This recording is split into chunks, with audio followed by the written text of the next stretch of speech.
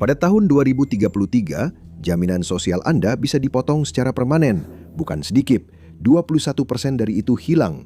Itu lebih dari $18.000 Amerika per rumah tangga. Uang yang Anda andalkan untuk sewa, perawatan kesehatan, dan bertahan hidup.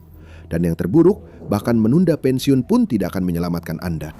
Saya Josh, dan di episode The Infographic Show hari ini, kami akan menjelaskan apa yang terjadi jika jaminan sosial habis dan Anda tidak bisa pensiun. Bagaimana mungkin sebuah negara yang menghasilkan lebih dari $1 triliun per tahun dari pajak memiliki undang-undang yang membuat jutaan orang jatuh miskin dalam semalam? Untuk memahami alasannya, kita perlu memahami bagaimana perhitungan di balik pensiun menjadi bermasalah. Piramida terbalik. Seharusnya itu menjadi sistem yang sempurna. Sebuah sistem pay as you go seperti ban berjalan, di mana para pekerja muda membayar pajak ke dalam sistem di satu sisi, dan para pensiunan yang telah bekerja keras selama bertahun-tahun menerima hasilnya di sisi lain. Ketika Anda sudah tidak lagi bekerja karena usia, Anda bergerak menuju ujung penerimaan ban berjalan itu, dan generasi pekerja baru mulai membayar untuk menggantikan posisi Anda. Jika Anda ingin lebih spesifik, uangnya sebagian berasal dari pendapatan investasi dan pajak yang dibayarkan para pensiunan atas manfaat yang mereka terima. Namun sebagian besar berasal dari pajak penggajian khusus sebesar 12,4% yang dibagi rata antara karyawan dan pemberi kerja. Sepertinya selama waktu terus berjalan, tidak akan ada masalah. Sebanyak 69 juta orang Amerika dalam sistem ini akan terus menerima cek penuh mereka setiap bulan, termasuk 22 juta orang yang akan jatuh di bawah garis kemiskinan tanpa cek penuh mereka. Dan kemudian sistemnya mulai runtuh. Sebagian alasannya adalah faktor yang membuat hidup kita semua sedikit lebih sulit setiap hari, yaitu inflasi dan upah yang stagnan. Ada juga momok populer lainnya yang terkait dengan mereka, yaitu menurunnya angka kelahiran. Amerika Serikat telah mengalami tren penurunan kelahiran sejak tahun 2000-an, mencapai tingkat kelahiran terendah sepanjang sejarah pada tahun 2024. Untungnya, kita tidak menghadapi kehancuran populasi total. Angka kelahiran masih di atas angka kematian. Tapi dengan 1,6 kelahiran per wanita, situasinya terlihat cukup mengkhawatirkan. Sebagai perbandingan, pada akhir era baby boom di awal tahun 1960-an, angka kelahiran di Amerika Serikat sekitar 3,3. Sebuah survei Gallup tahun 2013 menemukan alasan utama adalah kekhawatiran bahwa orang tidak mampu membiayai anak. Sementara survei terbaru menunjukkan meningkatnya ketakutan terhadap perubahan iklim. Tapi apapun alasannya, hasilnya tetap sama. Ban berjalan itu telah berubah menjadi jungkat-jungkit dan sekarang condong secara berbahaya ke satu sisi.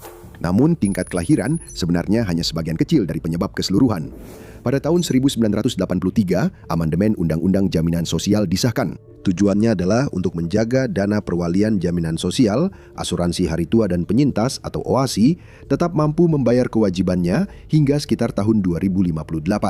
Namun ada banyak masalah yang tidak mereka perkirakan. Dampak berkepanjangan dari resesi hebat tahun 2008 menghantam lapangan kerja, melumpuhkan pasar perumahan, dan memicu lonjakan ketimpangan kekayaan. Itu adalah salah satu tanda pertama bahwa tahun 2058 mungkin terlalu optimis.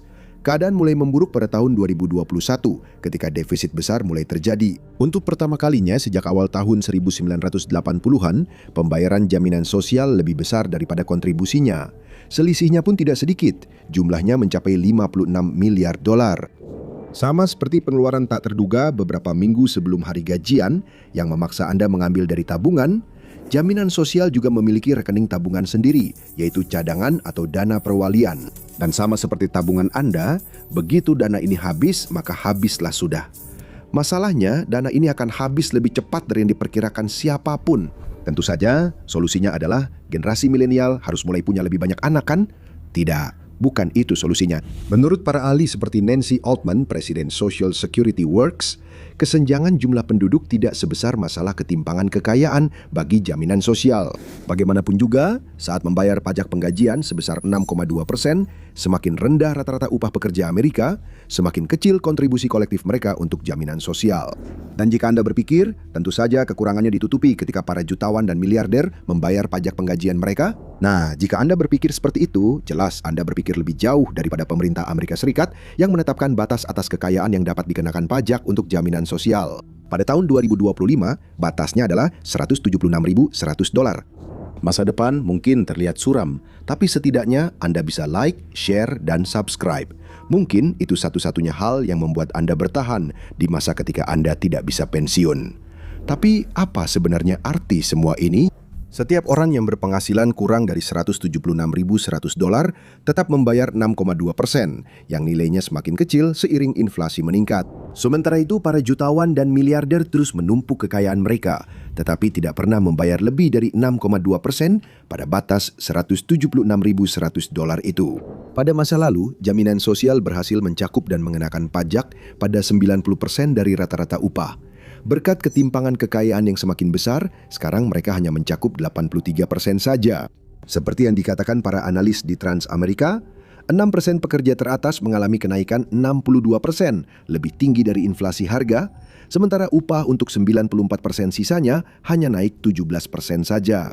Itu adalah kabar buruk bagi jaminan sosial. Sejak tahun 1983, penurunan ini telah menguras jaminan sosial sebesar $1,4 triliun yang secara ekonomi merupakan jumlah uang yang sangat besar.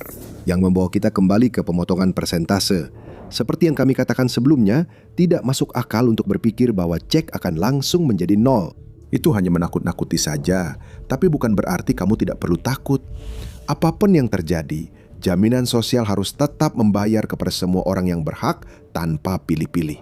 Tapi begitu dana cadangan habis, tidak ada dana talangan langsung yang mudah atau sumber pendanaan alternatif selain kontribusi yang sudah menipis. Itu berarti ketika dana tersebut habis pada tahun 2033, sisa uang yang ada harus dihemat, sehingga rata-rata pembayaran akan dipotong sekitar 19 hingga 23%, tergantung siapa yang kamu tanyakan. Bayangkan pekerjaanmu tiba-tiba memberitahumu bahwa kamu harus menerima pemotongan gaji, kehilangan 1/5 dari penghasilanmu, sementara semua biaya hidupmu tetap sama. Inilah ancaman besar yang sedang dihadapi para pensiunan Amerika saat ini. Pemerintah saat ini sedang mengokang pistolnya.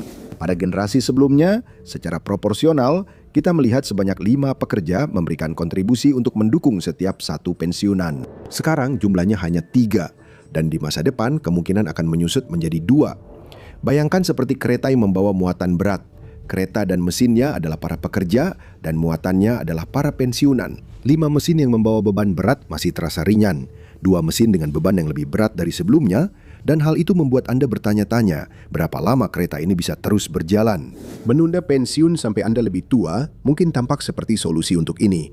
Anda menabung lebih banyak, mengatur pembayaran itu agar cukup untuk sisa hidup Anda, dan mengurangi jumlah pensiunan. Semua tampak menguntungkan, bukan? Tapi ada masalah. Anda hanyalah batu bata lain di dinding biologis. Anda pasti sudah sering mendengar nasihat klasik yang selalu dikatakan oleh para pakar keuangan. Cukup tunda pensiun Anda sampai usia 70 tahun. Usia paling awal Anda bisa mulai mengklaim manfaat jaminan sosial adalah 62 tahun. Tetapi manfaat yang Anda terima akan sekitar 30% lebih kecil dibandingkan jika Anda menunggu hingga usia pensiun penuh di 67 tahun. Jika Anda menunggu lebih lama lagi hingga usia 70 tahun, manfaat yang Anda terima akan tepat 24% lebih tinggi dibandingkan jika Anda pensiun di usia 67 tahun. Ini adalah gagasan yang cukup meyakinkan. Saking meyakinkannya, CNBC melaporkan bahwa sekitar 70% orang Amerika telah mempertimbangkan untuk menunda pensiun. Namun meskipun gagasan itu masuk akal, bukan berarti tubuh Anda juga akan demikian. Menurut survei tahun 2025, masalah kesehatan adalah alasan utama hampir 56% pekerja parubaya di Amerika Serikat pensiun lebih awal dari yang direncanakan. Masalah kesehatan tersebut hanya akan semakin bertambah seiring bertambahnya usia Anda. Hanya karena Anda berencana pensiun lebih lambat karena alasan ekonomi, bukan berarti tubuh Anda akan tetap kuat, atau Anda tidak akan menghadapi diskriminasi usia di perusahaan yang membuat pemberi kerja ragu untuk mempekerjakan seseorang di akhir usia 60-an. Ini adalah posisi yang sangat sulit bagi orang-orang yang bekerja di pekerjaan yang menuntut fisik, yang biasanya berpenghasilan lebih rendah, dan karena itu akan mendapatkan lebih banyak manfaat jika menunda pensiun. Tetapi mereka cenderung tidak mampu melakukannya karena tuntutan pekerjaan dan dampak yang ditimbulkan pada tubuh mereka. Dalam kata-kata tajam Teresa Ghilarducci, seorang profesor ekonomi dan analisis kebijakan di The New School for Social Research, pasar tenaga kerja tidak selalu menginginkan Anda ketika Anda menginginkan pasar tenaga kerja. Dan tentu saja, ada alasan lain yang jauh lebih menyedihkan mengapa pensiun di usia tua adalah serigala berbulu domba. Tembok biologis terakhir, kematian. Meskipun harapan hidup orang Amerika setinggi yang pernah ada, itu tetap tidak memberikan angka yang bagus ketika malaikat maut datang mengetuk pintu. Jika Anda berhasil bertahan hidup hingga usia 70 tahun, data menunjukkan rata-rata pria akan hidup hampir 14 tahun lagi. Seorang wanita akan hidup 16 tahun lagi. Itu berarti Bahkan jika Anda menunda pensiun hingga usia 70 tahun, Anda tetap harus membuat tabungan tersebut cukup untuk menutupi 1,5 dekade biaya medis yang terus meningkat sebelum menjadi warisan. Ini memulai apa yang kami sebut sebagai spiral kemunduran, hasil suram utama dari ketidakmampuan pensiun secara finansial, tetapi juga secara fisik tidak mampu bekerja. Sedikit uang yang Anda miliki harus berhadapan langsung dengan semua biaya yang terus meningkat seiring bertambahnya usia. Dari kesehatan hingga perawatan rumah, rasanya seperti ada monster yang perlahan-lahan memakan Anda dari kaki ke atas. Anda tahu itu sedang terjadi, tapi hampir tidak ada yang bisa Anda lakukan. Semua ini mungkin terdengar seperti kita sedang memasuki mimpi buruk, tapi tidak. Kenyataannya kita sedang terbangun dari tidur siang yang nyaman ke kenyataan yang dingin dan keras.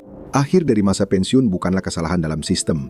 Itu mengubah cara Anda seharusnya memikirkan uang Anda saat ini. Sepanjang sebagian besar sejarah manusia, kita telah bekerja keras seperti kuda sampai kita tumbang. Jaring pengaman sosial yang menjamin keamanan bagi para lansia baru ada selama 1 abad terakhir. Namun pada tahun 2033, jaring itu mulai rusak. Dan kemana kita akan terjatuh setelah itu?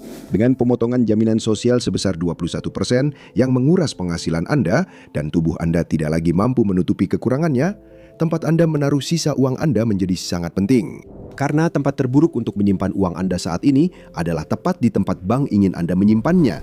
Ingin tahu mengapa mimpi buruk ini terjadi dan bagaimana Anda bisa bertahan menghadapinya?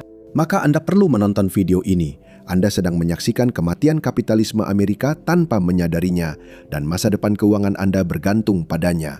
Atau klik video ini saja.